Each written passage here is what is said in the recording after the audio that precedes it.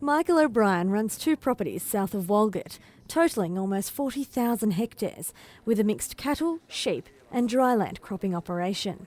Where we're situated at the moment is between Coonamble and Walgett, in the Walgett Shire on the northwestern plains of New South Wales.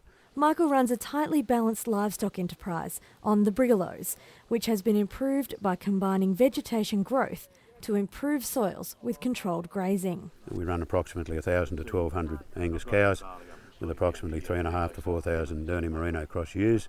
We're tending to reduce some of our risk in the grain industry by running stock on cultivation country and particularly cropping for both sheep and cattle. His risk management strategy includes a flexible crop rotation with planting of grain crops driven by moisture levels, complemented by pasture cropping. Grain income is very good, but people have got to remember it's also a lot riskier to grow. The returns are greater, but the risks are greater getting them. He sees his involvement as a founding chair of the Walgett Sustainable Agricultural Group, which he formed with local farmers, as one of his greatest farming achievements. It coincided with the introduction of no-till. The introduction of no-till farming into this part of the state has been a tremendous boom because the soil types and the crops we can grow on it are particularly attuned to no-till farming. Michael says their agronomy team played an integral role in helping them professionalise dryland cropping and share farming ideas. As graziers, when I grew up in Walgett, we were competing with one another. As farmers, and led by a professional farm group, we started to help one another solve common problems. Innovative use of no-tillage and stubble retention have played a key role in Michael's effective management in a highly variable rainfall area. We got away from the tillage methods, which were compacting our soils and preventing moisture from going into the soil and be safe for growing crops further on.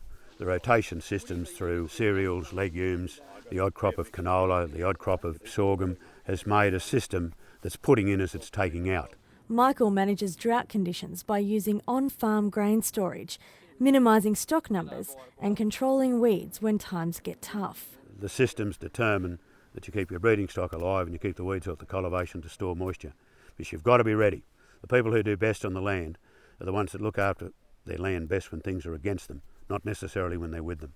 An active member of the Farmers Association, sporting clubs and picnic racing, Michael sees community involvement as a rewarding experience.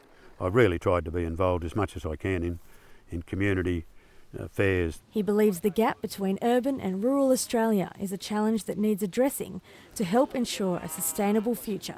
Australia still has a tremendous rural mass, still has tremendous capacity to feed a lot of people in the world, and that should never be forgotten.